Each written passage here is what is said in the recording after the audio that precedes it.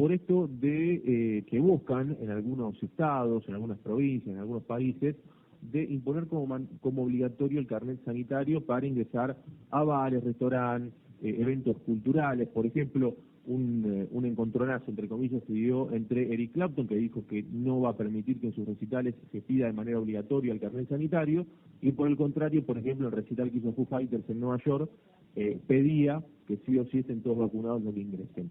Y tenemos en línea al abogado Elías Badalasi justamente para hablar con respecto a este tema. Doctor, ¿qué tal? Emanuel Rodríguez junto a Luciano Corti los saludan en Red FM de San Lorenzo. Buen día.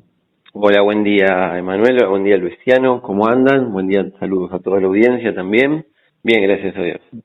Bueno, doctor, ¿cuál es el tema con respecto a este carnet sanitario? ¿Puede ser, digamos, impuesto? ¿Puede ser obligatorio? ¿Cuál es el análisis que hace usted desde la parte legal, no? Sí, seguro. Mirá, acá el análisis, como bien vos decís, tiene que ser legal y constitucional para poder ver a la luz, digamos, de las normas supralegales si lo que están haciendo puede llegar a estar habilitado o no según la Constitución. Desde el ya, lo que yo te digo es que el análisis hecho por varios juristas, dentro de los cuales me incluyo, es que esto es inconstitucional directamente. Pero vamos primero al análisis dentro de si es legal o no es legal, que es lo primero que uno se pregunta a la hora que ocurren estas cosas. A ver, damos por hecho que la gente este es un tema muy conocido, ya sabe de lo que estamos hablando. En algunos lugares le llaman pase sanitario, en otro lado pasaporte de vacunación, en otro lado tarjeta. Se está implementando en algunos otros lugares del mundo y se quiere implementar en Argentina. Bueno, se supone que desde el día de hoy, al menos en Buenos Aires, iba a comenzar o va a comenzar. Bueno, acá lo que hay que primero tener en cuenta es que estamos hablando de disposiciones municipales, de disposiciones que no son una ley en sí, porque para la República Argentina lo que es ley es lo que es emitido directamente por el Poder Legislativo, o sea, esto pudiera llegar a ser las legislaturas provinciales o el Congreso de la Nación, ahí es de donde salen las leyes, y en ese sentido tampoco pudieran llegar a ser consideradas ley no solo las disposiciones municipales, que puede ser un intendente, sino también cualquier tipo de decreto nacional o decreto provincial, o acordada en el sentido de alguna unión de lo que vendrían a ser los ministerios y demás. Todo eso no es considerado ley. Entonces, en ese sentido, si nos vamos a la Constitución, el artículo 19 de la Constitución, en su último párrafo, dice de que ningún habitante de la nación será obligado a hacer lo que la ley no manda, ni privado de lo que ella no prohíbe.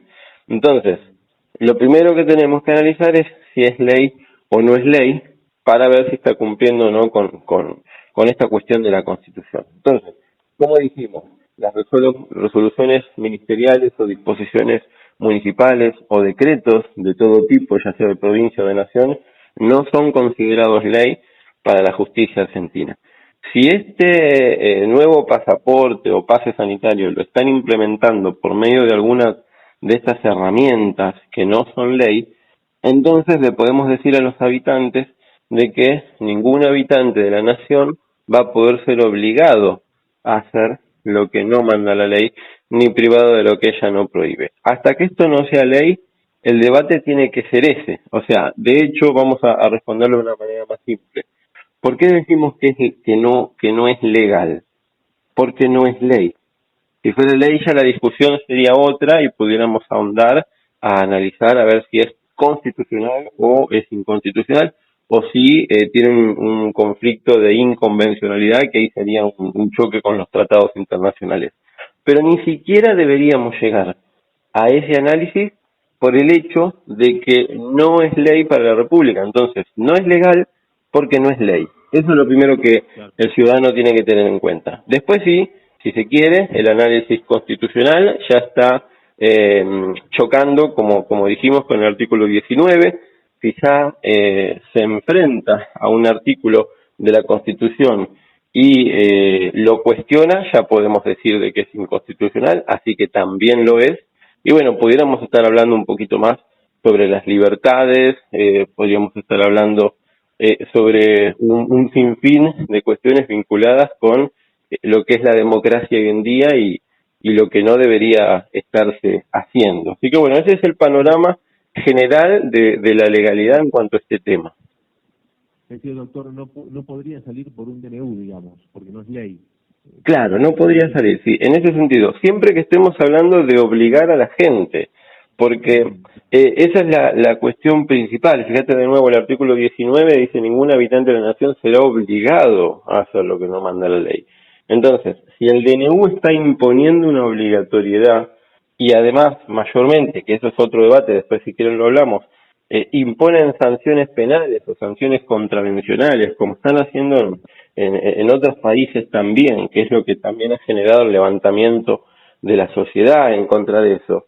Digo, si están metiéndose en ese punto de generar una obligatoriedad para algunas personas, bueno, ahí en ese sentido también tenemos que decir de que eso no puede prosperar. Entonces, desde cualquier tipo de análisis, el pasaporte sanitario no brinda un buen sustento de argumentación jurídica como para ser considerado válido. Y te digo algo más para que la gente lo analice. Hasta ahora hemos estado cuestionando el hecho de las libertades individuales en el sentido de poder entrar o no entrar a un bar, entrar o no entrar a un concierto, pero pensemos también en qué le va a ocurrir a aquel que trabaja en el bar. Yo te lo digo como abogado laboralista, ¿qué le va a ocurrir a aquel que trabaja en el estadio donde se haga el concierto? Digo, este pase sanitario también se lo van a pedir, pero ya de una manera obligatoria al trabajador. Claro. Entonces ahí también nos metemos con un conflicto de derecho laboral muy grande, en donde también puede llegar a tener consecuencias en el propio trabajo de la persona. Así que la verdad es que esto no viene a traer una luz, sino que viene a traer mucha oscuridad. Claro. Doctor, le pregunto, en el caso de que esto no salga como ley o como DNU, pero que, digamos, lo pueda decidir cada bar o restaurante, ¿la persona puede denunciar ese bar o restaurante como discriminación? Porque le pregunto esto, porque uno ha visto casos en donde en bares, restaurantes, boliches no han dejado entrar a personas por discriminación racial, sexual, etcétera, lo que todos sabemos, ¿no? O discriminación por obesidad y demás. Y han sido denunciados esos bares y restaurantes justamente por eso. En este caso, ¿se podría hacer lo mismo? Decir que una persona, mira, denuncio este bar por discriminación porque no me dejó entrar por no estar vacunado.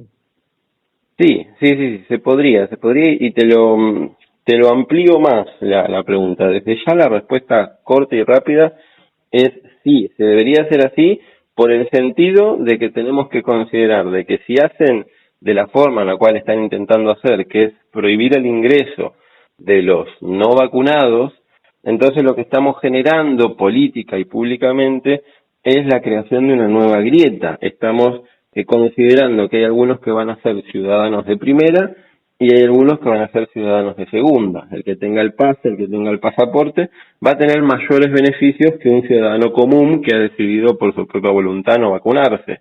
Ese es otro debate, pero estamos infiriendo en ese sentido de que la persona ya pasa a ser un ciudadano de segunda, un habitante de segunda, el cual va a tener menos derechos, menos beneficios que el otro. En ese sentido, ya dentro del punto de vista público y político, está mal. Ya directamente, no sé quién habrán sido los asesores de quienes promovieron esto, pero está mal. Ahora, dentro del punto de vista privado, del derecho privado y las contrataciones privadas y las decisiones que pueda llegar a hacer el empleador y dueño de un bar, el dueño de un concierto, el dueño de un estadio, quiero decir, el organizador y demás, esas cuestiones son un tanto más complejas de analizar, pero siempre han existido, como vos lo dijiste, denuncias por discriminación ante casos puntuales y particulares donde es notoria la discriminación. Y en Argentina, más allá de que el INADI hoy en día está cooptado ideológicamente, más allá de eso,